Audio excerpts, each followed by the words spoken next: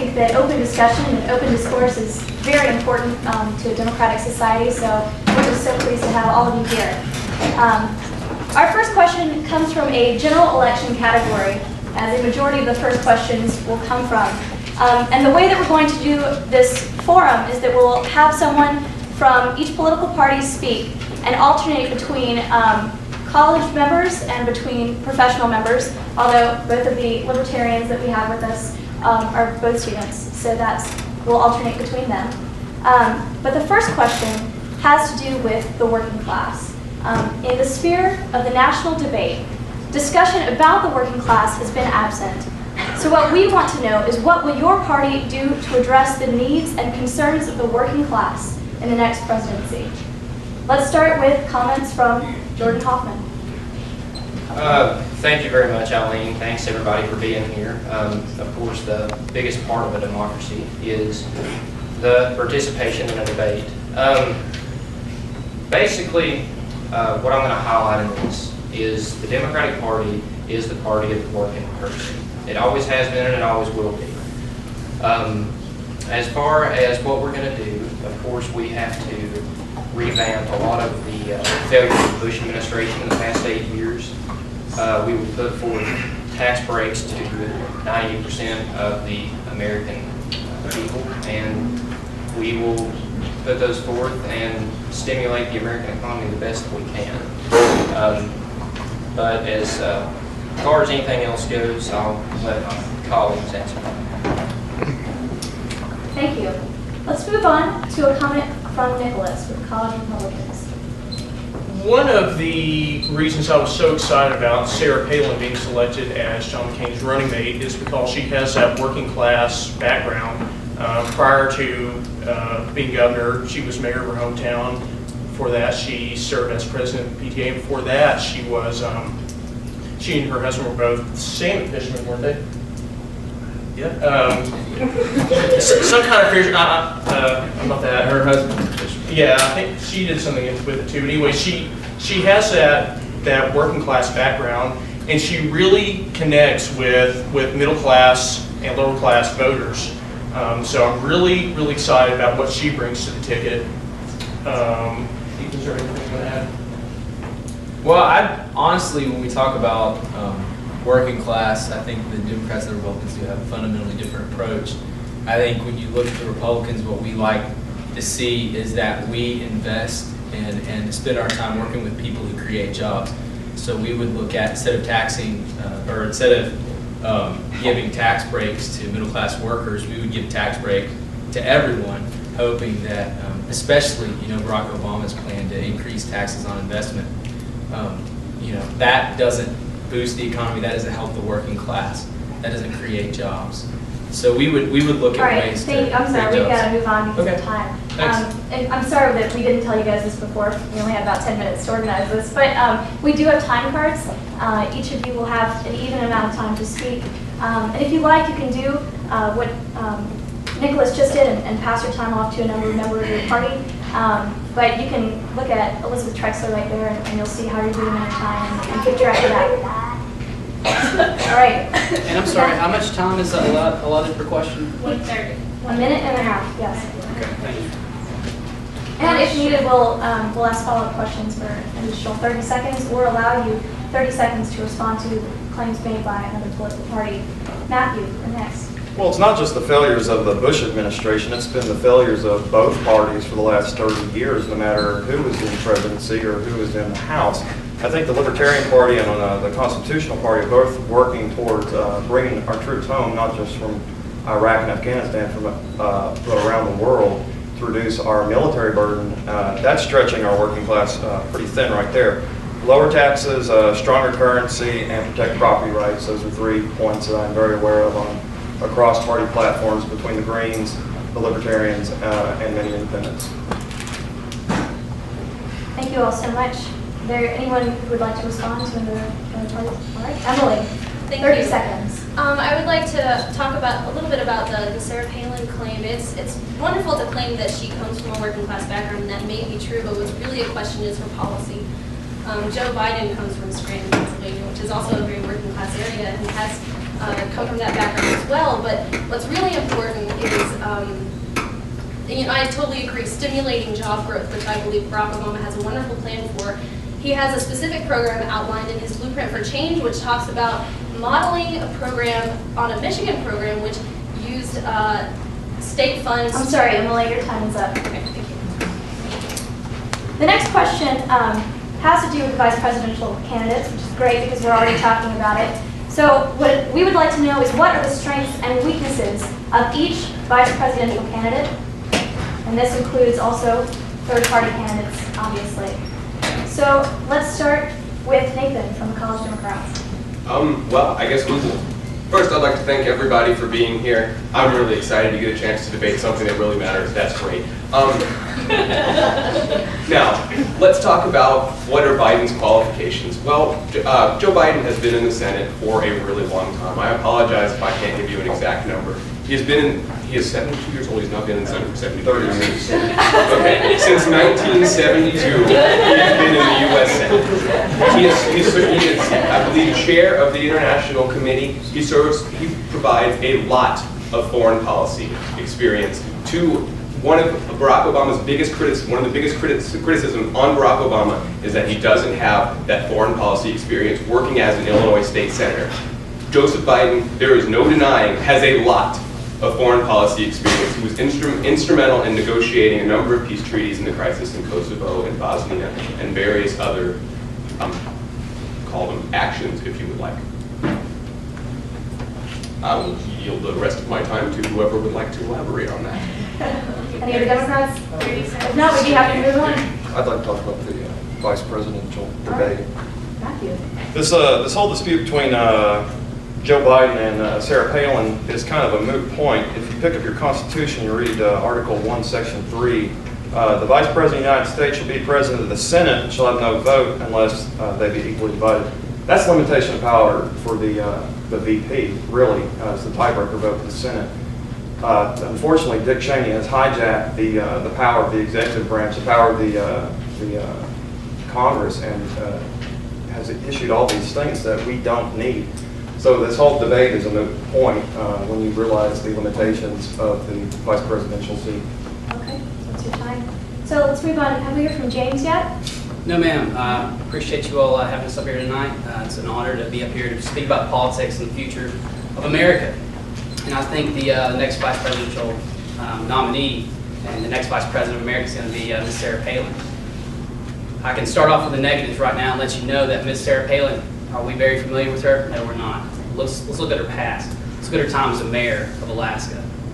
And let's look at her time as being a governor of Alaska and the things that she's done there. But what is she really doing? You want to talk about an American lady, an American mother who comes from a very American family. She's got problems with her own family. That might be something that you consider negative, but you can obviously see that she's pro-choice. She has an autism baby. She's trying to reach out to those families who have special needs childs. And I haven't seen a candidate yet in the past few years who hasn't reached out that way. So you got to think about the American family, number one, and their children. And I think Ms. Sarah Palin, and she's going to bring in those type of voters. Okay. Can I interject something? We've got, how much time do we have? 30 seconds. All right, sure thing. I was talking about Sarah Palin earlier. One of the things that, the reason I believe she's the stronger vice presidential candidate is because she has the executive experience that Barack Obama and Joe Biden don't. First she was mayor of Wasilla, Alaska, and she's been governor of Alaska. Being governor, you're responsible for creating budgets. You're the person in command if there's an emergency situation. Sorry, the time's up. I think they might want some rebuttal time. Yeah, we'll give each of you, I suppose, 30 seconds, 30 seconds for each political party to respond to claims made by the others. All right, let's start with College Democrats. All right, well, I'll fire this one up. First off, I would like to address a point. Sarah Palin is not pro-choice. She is, in fact, very pro-life in every instance, including rape and incest. She believes in no case is abortion morally or legally permissible. Secondly, if we are debating the Americanness of Sarah Palin and Joe Biden, that's kind of a moot point. They're both American. Let's go ahead and throw out Americanness. Thirdly, when we talk about Anyone does have the experience of being Wrap up. an executive. However, experience does not mean that you are good at something. Just because she has done it Thank before you. doesn't mean that she's good at it. I'm trying not to cut y'all off. I'm sorry. I'm gonna let everybody try and finish the Chance would sentence stay. before you gotta just stop. It's hard because we don't have a 5-second time card, but we'll try and remedy that. In case you were wondering too, I'm just kind of moving down the line, but we can switch things up as well. A response from college Republicans or the professional Well, Republican. Ethan, you can call me Ethan. Yeah, Sarah Palin's totally energized the Republican base. She's gotten everybody excited. She is an important figure. Both vice presidential candidates are important. They do have an effect on foreign policy. They do have an effect on policy. They are in Washington. So to say that they're just presiding over the Senate and they only cast a vote when it's a tie is just not accurate. I mean, they have a huge effect. When Sarah Palin gave her speech that I think I believe was a Thursday night, the next day we got an overwhelming response from our base. I think that's kind of exciting what she can do. So Thank you. she's a very good communicator. All right. And Caleb, would you like to respond? Yeah. Well, as Matt pointed out earlier, you can wish that the role of vice president was to have a large one in the executive branch, but spelled out in the Constitution, his role is to cast a tie vote in the Senate. Like, you can try to explain why Dick Cheney needs more power to run America, but at the end of the day, that is unconstitutional and illegal. And I'm sorry, we can't really discuss every third-party candidate's vice president ever, but I think what's important about them is they're actually talking about real change and a real difference for America. Thank you. Our next question has to do with attacks made by both Democrats and Republicans against each other. Ties to figures, for instance, as Bill Ayers, ties to figures like the Reverend Jeremiah Wright, and investigations like True Brigade have been brought into the national spotlight to discredit candidates on both sides. Why are these ties important to this election? Why have they been brought up? Let's start with a college Republican. I'll take that. I don't necessarily think that these ties they don't have anything to do with policy or the capability of these presidential candidates. But let me just say that if I could sit down with Senator Obama and just ask him one question, I would ask, why did you go to this church for so many years where your minister was spewing out this hate speech? I mean, he was a member of this church for 20 years, and he claims he never heard anything that he was saying. Why does he still associate with Bill Ayers? He's an unrepentant terrorist. He started his political career in his living room. No one is attacking Barack Obama's patriotism, but why, as a person who loves America, why would you hang out with individuals such as these? Thank you. Matthew or Caleb? I'll take this one. It's getting to the point that politics are so petty that we have to attack each other's images. We're not actually attacking policies because essentially Republicans and Democrats are saying the exact same things. We both want more war, we both want social welfare, and we both want handouts. And neither of them are disputing that, so we have to resort to these petty and trivial image attacks. Democrat. All right, first of all, I'd like to ask Nick Mitchell, how is that not an attack on Obama's patriotism? He may or may not have connections with Bill Ayers that are important to the American public, but I would like to ask, is there a transitive property of terrorists? Because someone was a terrorist 40 years ago, and you talk to that person, does that somehow make you a terrorist? No, it does not. But I do also agree with Matt that these are petty discussions. I would like to stick to the policy on this. We could talk all day about connections that these politicians have. You meet a lot of people as a politician. But when it comes down to it, what are these candidates going to do for America? That is spelled out in their policy. We do not need to question their patriotism. And to do that, I think, is unfair to the voters. Thank you. Responses or? I'll rebut that. What these candidates are supposed to be doing for America is spelled out in the Constitution, not whatever manifesto Obama wants to write and put on his website. The blueprint for America is in the Constitution. Any other responses? Yeah, I'd like to talk about just rebut some of your comments. I'm sorry, it bothers me that he did go to a church for 20 years. it spews hatred and racism. I mean, it's racist. I don't know if you've ever watched any of the sermons, but they're racist. Now, he can say he didn't go, but he put Jeremiah Wright on his campaign. He consulted him as his spiritual advisor. This is the first credible black presidential candidate we've ever had. It's a very sensitive subject. So for him to grow up in a church or to spend time in a church that's Thank you. racist is scary to me. It bothers me. A response?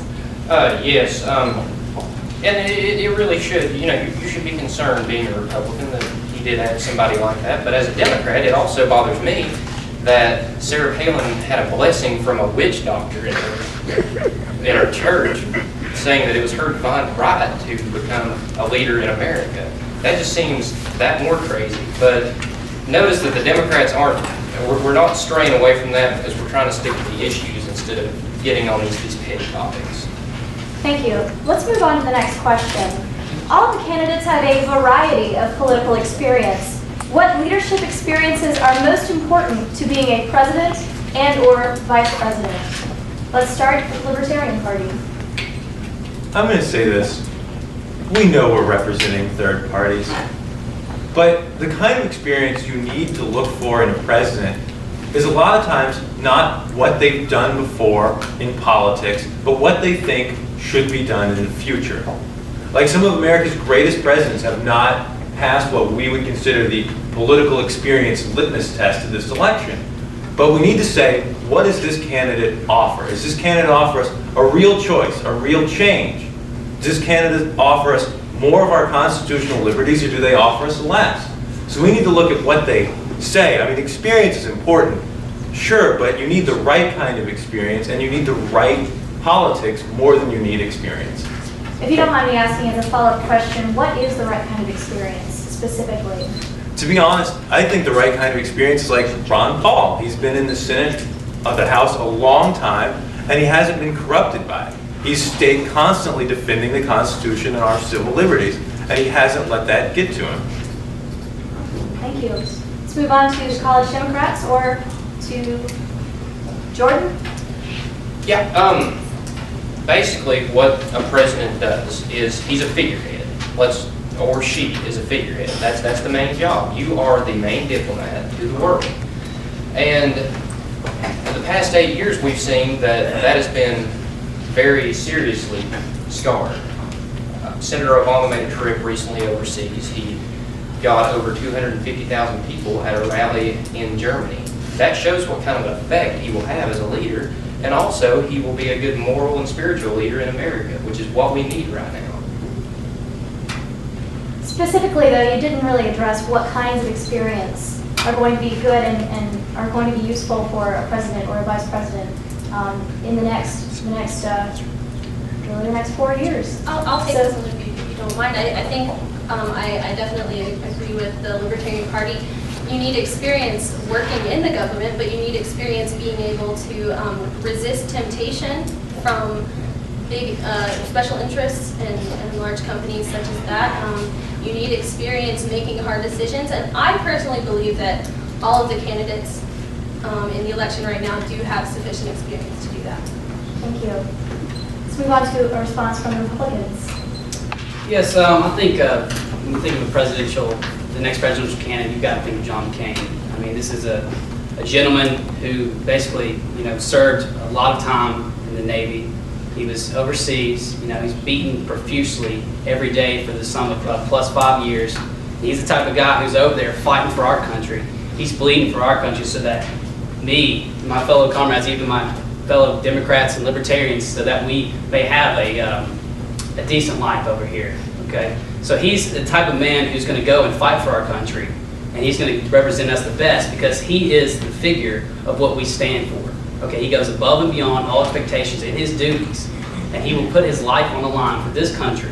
Why do you not think that he will represent us just as well in the White House for the future of America? So as a follow-up, you're saying that you feel that John McCain's experience in a time of war is going to be beneficial to him as president? No, ma'am. That's just one stepping stone. If he's going to put that much dedication in defending America and our way of life, I mean, what do you think he's going to do in the White House? Do you think he's going to protect, our national security, our national interests? the day-to-day life that we have and our liberties. I think he's going to represent us very well. Else? We have Matthew? Well, the rhetoric behind the McCain camp is focused primarily on fight, attack, defend. Why is it that we always hold up our war presidents as our guides? He was so great in war. Why don't we ever hold up our peace candidates and say those need to be our leaders? The man, the truly righteous man or woman, the truly righteous president, the truly righteous representative will be the one that sustains and perpetuates peace. Thank you. Moving on to any other comments? Yes, guys, the president does three things. The president is a figurehead. My partner has covered that very thoroughly. Barack Obama is an excellent figurehead. Number two, the president appoints the largest branch of the federal government. The president appoints every single one of them, and Barack Obama, having taken no money from political action committees, which normally have one of the highest bearings on who appoints who, will appoint people not based on how much money they contributed to his campaign, as they have contributed none, but will appoint based on merit. And finally, commands the armed forces, and if we really want to discuss who has been more responsible with the armed forces, I would love to have that debate. All right. That's fine. I'm not even going to respond on the comments about John McCain's service record or the fact that he served us in our country. I think it's pretty insulting. I think that we owe him a debt of gratitude for the time he served in Vietnam. I would also like to point out that John McCain has a history of bipartisanship. He knows how to work on both sides of the aisle. The last time I checked, Barack Obama sides with his party 97% of the time. That's not bipartisanship, that's just politics as usual. Thank you. Moving on to the next. Well, would you mind if we move on to the next question? We are short on time. Real quick.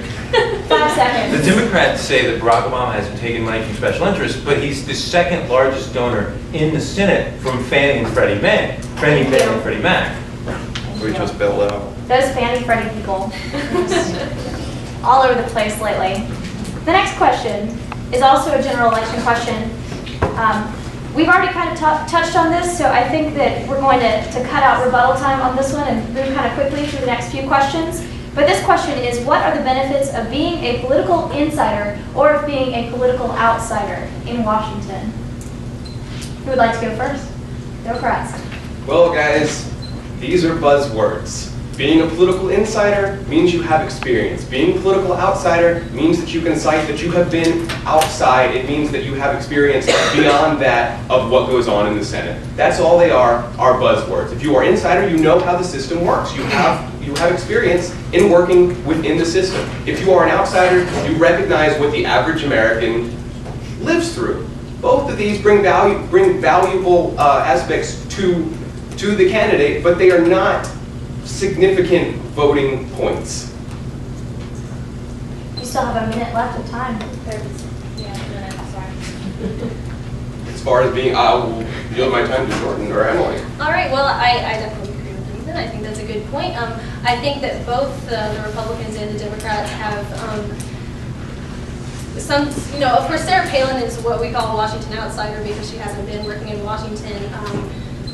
Barack Obama is new to the Washington scene relatively, but I think that no matter how long you've been in Washington, you can resist temptation to do the wrong thing, and I don't really think that it has too much to do with the decision-making of voting. Thank you. Moving on to the college Republicans or Republican Party. I think that the McCain-Palin campaign strikes a balance between being a Washington insider and a Washington outsider. There's so much negative connotation associated with the term Washington insider, but John McCain has served in Washington so long that, I mean, he has the experience and he knows how government operates. John McCain, he has a history of, and I know this term's used a lot, but he has a history of being maverick in the Senate. He's not afraid to take on his own party when it comes to special interest groups and campaign financing. Furthermore, Sarah Palin, she, like Emily said, she is the definition of a Washington outsider. She took on her own party in Alaska and cleaned house there. So, like I say, I believe that the McCain-Palin campaign strikes the right balance between experience and the reform and the common sense with people touch. You still have 30 seconds. Would you like to use that time or move on? Yeah, I'll add that. I think a fresh perspective is important. I think that's why John McCain did choose Sarah Palin. John McCain has been in the Senate since 1982, or in Congress or the Senate since 1982, which is great experience. He's been proven to work with people across the aisle. He's been proven to pass a lot of legislation. He's when Barack Obama was just elected Senate, he was trying to figure out how to reform Freddie and Fannie in the oversight. Thank you. That's important. Caleb, would you like to take this one? Or Matt? I'll take this one. Okay, the difference between a political insider and a political outsider. If you're a political insider, you have political power and money, and you know how to manipulate those things. If you're a political outsider, you're just like I was a year ago.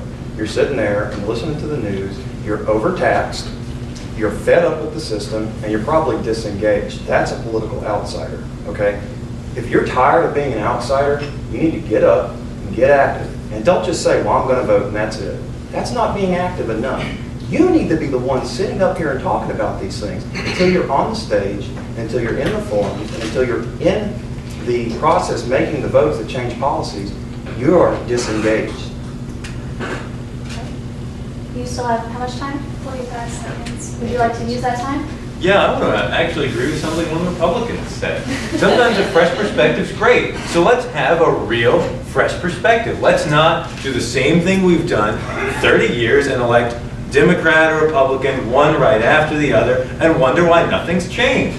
It's time to look at new parties. It's time to look at third parties and people with real, fresh perspectives. Thank you. Moving on to the next question, I think y'all are going to want plenty of response time with this one. It is our first foreign policy question.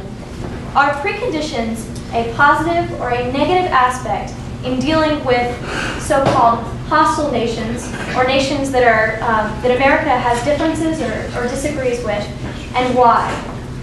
Let's start with Republicans. Ethan. Thank you.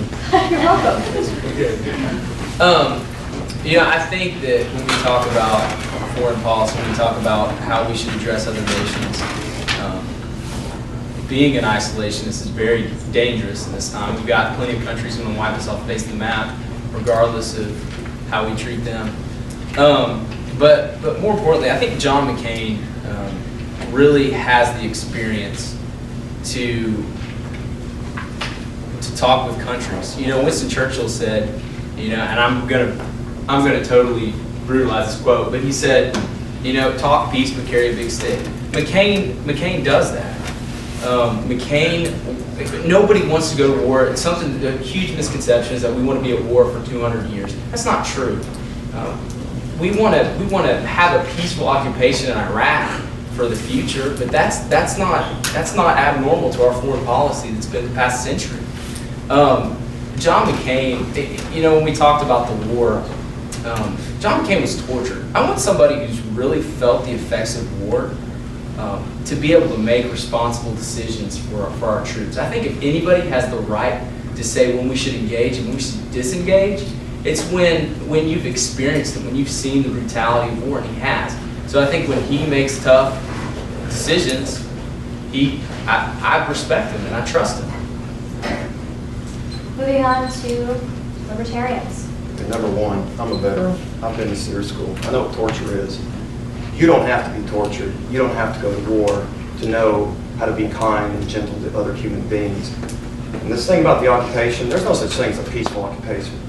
That's a nice little euphemism that they'll toss around. You can't win an occupation until we establish what victory really is instead of dangling carrots in front of our troops to chase. Oh, we'll set up a police force this year. Okay, we did that, let's come home. Or, oh, we'll establish a government this year. Okay, we did that, let's come home. Or, oh, we'll set up a military this year.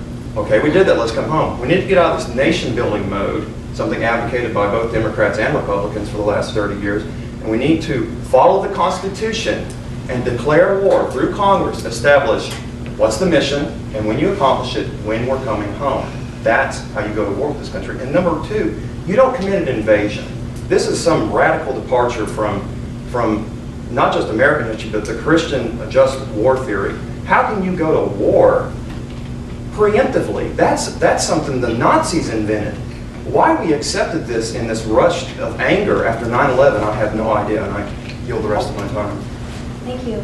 Shall we move on to Democrats? Emily? I believe the question was about preconditions and speaking with other countries, so I would like to get back to that. John McCain has repeatedly accused Barack Obama of being naive and wishing to talk to kind of unfriendly nations without precondition.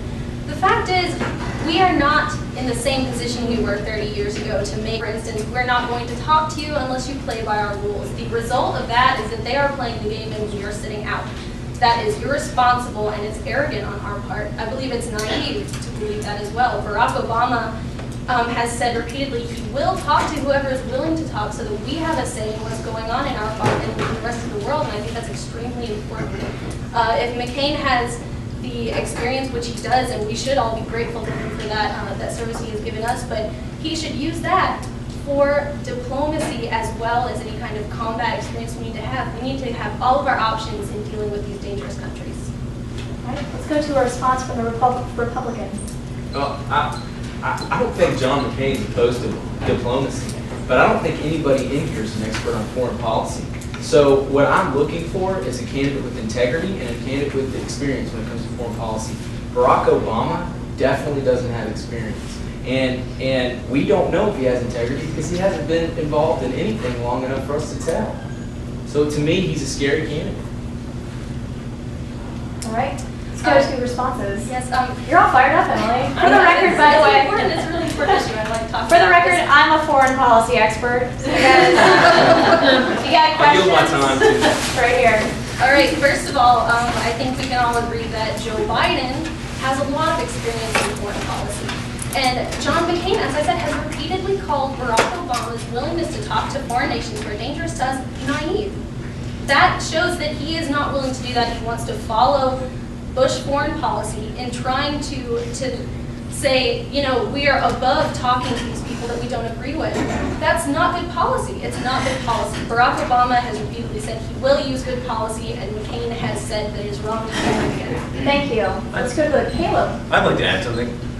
I want to point out that the Republicans call basically people who disagree with them isolationists. First of all, as libertarians, we're non-interventionists. We think we should go out and do what the Constitution wanted us to do with foreign policy, which is to talk to countries where they're at and exercise a moral, not a military authority. The Republicans' foreign policy has been one heavy-handed decision that's isolated us from the rest of the world over and over again. We need to return to the foreign policy the founders wanted, where we're a humble and moral nation talking about what freedom and liberty is to the rest of the world, not invading them. Thank you, Caleb. Let's go, we're going to move on to the next question. Everyone has had a chance to respond. I know y'all are fired up, and that's exciting, but our next question is a foreign policy question. It also deals very much with a domestic affair, and this topic has been very absent in national discussion, so we would love to get a discussion going right now. What is your political party's stance on illegal immigration? Is it a problem? Are there solutions? Talk about that. Talk about what your party believes and how, if there's a plan, that's going to be implemented in the next 4 years. Let's start with the Democrats. Well, first off, I think there is an inherent flaw in the way the immigration debate is discussed. We discuss it, should we let them in, should we not? And that implies that it's either a moral debate or an economic debate. Can we afford to bring them in? Or if we are having a moral debate, should we bring them in, then that is over. That we cannot have that debate. In other words, if we are basing it on morals, we have no choice but to allow everybody to have the same opportunity as Americans. So by saying that, we are yielding that it is an economic debate. How many can we afford to bring in? What can our economy support? How many immigrants can our economy support? And once we recognize it's that debate, then we can have a constructive discussion on what our immigration policy should be. But if we continue to bring up things like driver's licenses for illegal immigrants and not discuss what they're for or why we would want to register these people to know where they are, who they are, how we can keep them coming in illegally or keep them from coming in illegally, then there's no solution that can be met. I would like to deal with it. As a follow-up question, you haven't really outlined yet a clear stance You just discussed the problems with the national discussion. So, we have about 30 seconds left, I guess. Would anyone else from the College Democrats like to respond? One thing that we can't really forget is the fact that we're a country that is based on immigrants. There's nobody in this room, I guarantee, that is a real, true American. So what we need to do is just go ahead and get out of the simple mindset of, well, they're different than us, so we should just deport them back, or we should build a fence to keep them out. We should just give them their rights to work in this country, let them earn their way to American citizenship, and that way they can become Americans easier, and they can help out the whole infrastructure of our country. Thank you. Let's move on to comments from the Libertarian Party. Okay, well, there's a saying in government, if you subsidize something, you're going to get more of it. So I have to agree with the Democrats on this. If you remove the incentives for illegals to come across the border, such as Social Security, which they can get now, and they're going to get more of it under Barack Obama's plan, remove these things like if you are illegal and you have a child here, okay, you're automatically a citizen. That's law of the land. We can change that to law of the blood real easy. Whatever citizenship your parents is. We can change that rule pretty quick. So why do we have our troops on the borders between Iraq and Iran? I don't understand that. We could have them easily on our borders protecting Texas from Mexican drug runners. Okay, so we need to return to a sensible foreign policy to combat this invasion we have going on right now from Mexico. But we're not opposed to immigration. As you said earlier, we are a nation of immigrants. We want immigrants. They just have to go through the process. And we need to respect the laws we already have in place. You still have about 30 seconds of time. This is where a lot of the third parties will disagree, and there's true discussion. Like, I disagree with Matt. I think the current immigration laws are flawed and encourage illegal immigration. We need to make it easier to become a citizen. Imagine if the Indians met the Pilgrims at Plymouth Rock with a sheaf of forms and a test about Indian culture. I mean, that's ridiculous. This is a country built on immigrants. Give us you're tired, you're poor, you're hungry. We need to open doors and say, if you want to be free, if you're willing to live under our laws, come here. Republicans. You know, this is one thing I'm really proud about John McCain on, is that in the middle of his presidential campaign, he was very politically risky in deciding to address the immigration issue because that's what Americans want to address. Now, a lot of people disagreed with him, even in his own party, but he took a stand, and because of that stand, he was counted out. Nobody thought that he would win the nomination for the Republican Party. You know, and people, this is a very sensitive subject. It is a very, very sensitive subject. But I just want to say that I'm proud of John McCain for being a leader, for doing something that was not politically popular. It was not politically popular to do it, but he addressed it because he thought it needed to be addressed. And I think when we talk about immigration, we should, you know, recognize that John McCain is a good leader, and he's willing to address issues that most politicians aren't. And you'll my time to. Well, specifically, can someone in the Republican Party address John McCain's stance on illegal immigration? John McCain's stance on illegal immigration. I mean, what his plan is, or Well, sure. I mean, he wanted, people call it amnesty, but basically he was saying let's have people that we don't know how to transport back pay fines and make them citizens. Let's figure out a way to incorporate them into our workforce. That's a difficult thing because there's a lot of insecurity in this country about jobs.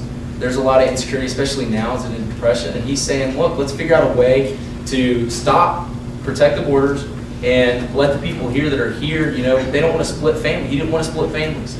It's a tough issue. Thank you. We have time for responses. Would anyone like to go, or we can move on to the next question? Jordan. Yes, as far as the Republicans' response to that, not only can they give a clear answer on what John McCain's issue with immigration is, neither can John McCain, because he has flip-flopped his entire career on the issue of immigration. He has went with not necessarily what was popular, but I don't know if it was just how he woke up on the side of the bed that day, or really what happened there.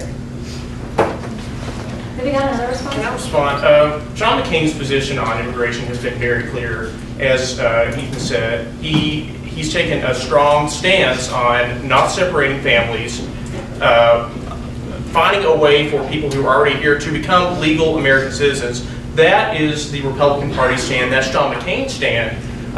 We don't have a problem with immigration in America. What we want is legal immigration. Illegal immigration not only, well, illegal immigration poses a national security risk. We have nothing against immigration. We want to encourage legal immigration. Thank you. Should we move on? Can I say one thing? Isn't citizenship outlined in the Constitution? It's right now, it's law of the land. Wherever you're born in America, you are in America. So we would, We would have to change the Constitution. right, okay. And I'd just like to have a closing remark on that from the Republican 5 Party. seconds. I'd just like you all to know that the United States supports 40% of Mexico's economy.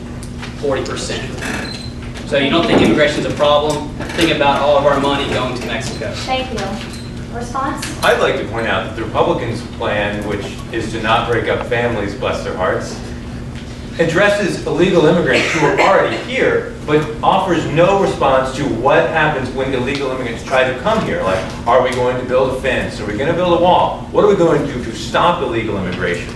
Like, their basic response is, well, they're here, we can't send them back, so let's make them citizens, and doggone it, let's be nice people and not break up families. But they're not answering the real question of why is there illegal immigration and what can we do to stop illegal immigration? Thank you. Let's go, I'd like to address this next question first to Matthew, because he is a veteran. The question is, what are aspects of the war on terror in Iraq and Afghanistan, war on terror, that needs to be changed in the next presidency, and how should that be done? Okay, well, as I said earlier, you can't win an occupation. Eventually it has to come to an end, and eventually, somewhere down the road, you have to define victory. We're in this perpetual state of war. It's global war, whether you realize it or not. Terror is so vague and so undefined, which is a problem with the war on terror, that it can strike anytime, anywhere. And America, with our preemptive war policy, is justified to go into the bowels of Africa and hunt down whoever we so choose. That's a Clintonian policy. We did that in Somalia, and we got 19 Rangers killed. We had to butcher our way out of there and kill, I think it was like 3,000 civilians because of that messed up policy. Preemption doesn't work. This vague war on terror eventually has to be defined. I think we need to, like Caleb said earlier, come back to our constitutional restrictions on the military. I personally think we should definitely scale back this saber rattling we're doing in Iran right now. We have 3 battleship groups sitting in the Strait of Hormuz ready to go in Afghanistan. And we have a pincer maneuver between Afghanistan and Iraq. Guess what sits right there in the center? Iran. We need to back off, or they're going to do something stupid. Thank you. You still have 20 seconds. Would you like to use that time and move on? I think if you want to support the troops, you're going to want to bring them back home, safe and alive. That's supporting the troops. These little yellow magnets, that's not doing enough, guys. Your lapel pins, that's not doing enough, guys. You need to start writing congressmen and getting up and being vocal and active.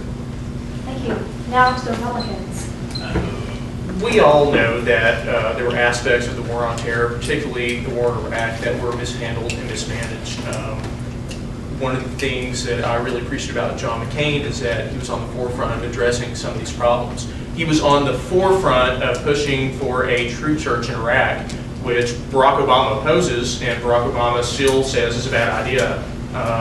Personally, I would like to see a similar troop search in Afghanistan. I'm guessing Barack Obama won't want to do that since he didn't think the Iraq troop search was appropriate. Anything to add? And I mean, everyone knows where they were September 11, 2001. Everyone knows exactly what they were doing.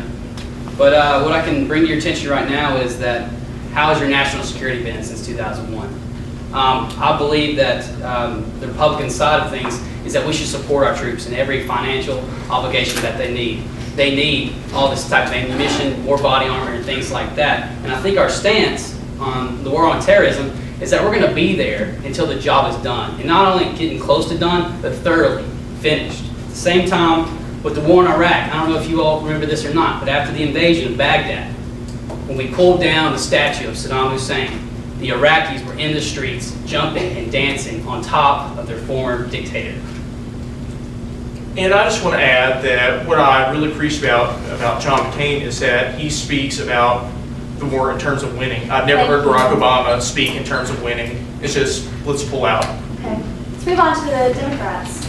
All right, I would like to start off by agreeing with most of what Matt said as far as we need to change the focus. Number one, we declared a war on terror. We declared a war on everyone who wants to do things to innocent Americans.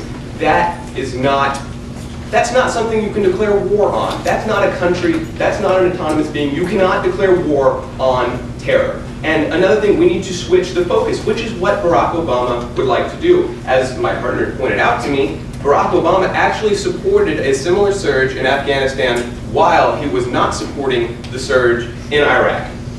The fact is, Osama bin Laden was funded by the Taliban. He was stationed in Afghanistan.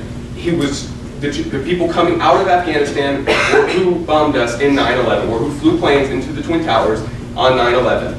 We lost focus on that. We went in to find weapons of mass destruction in Iraq, which weren't there. We have lost focus on Afghanistan. We have lost focus on Osama bin Laden.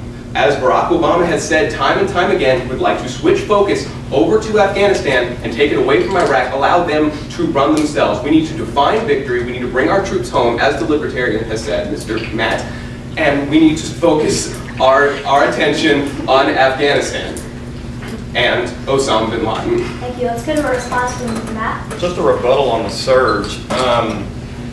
The troop surge really wasn't a troop surge. It was a surge of money. They sent billions of dollars to Iraq in pallets. And these Marines would go into these fundamentalist areas, these so-called radicals. I call them soldiers. That's who we were fighting. They're guys on the ground with guns. That's who we fought. And we would lose guys.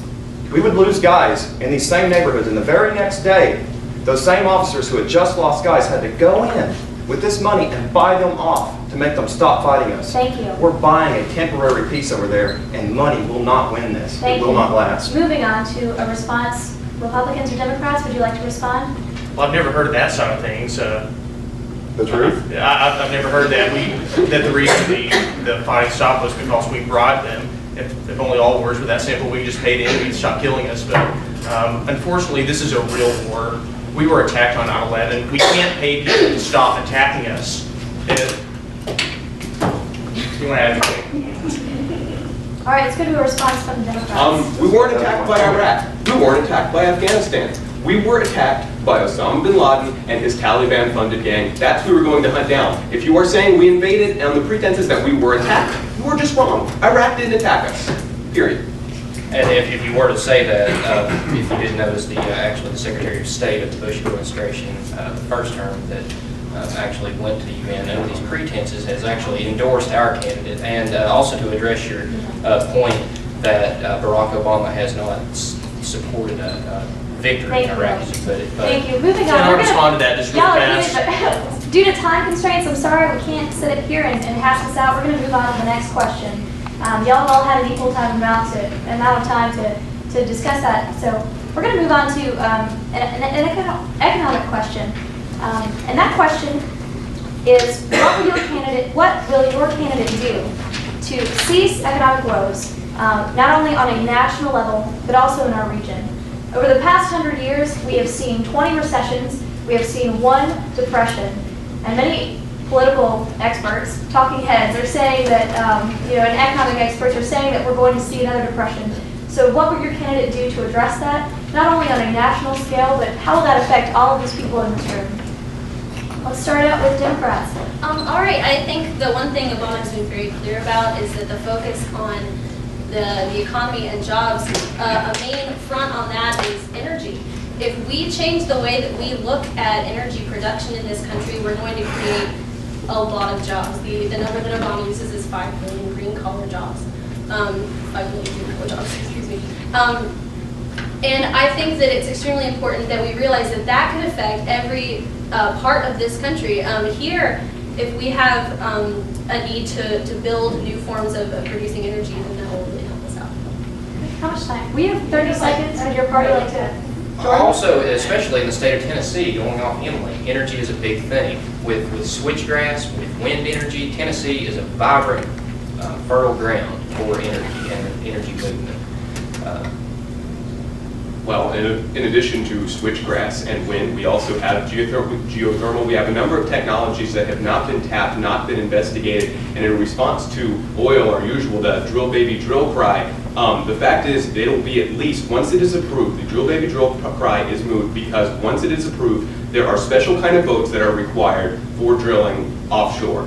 The next one is available in over 5 years. In other words, if we decide to drill, we cannot do it for another 5 years. We need an immediate fix, and that's not it. To the Republicans. Just to address the energy thing, because I do think that that is a part of being more economically stable.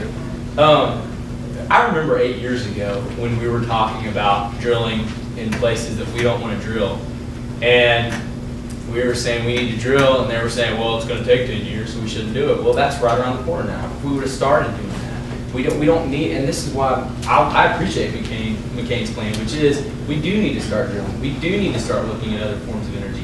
I think that is a great way to address some of the economic issues.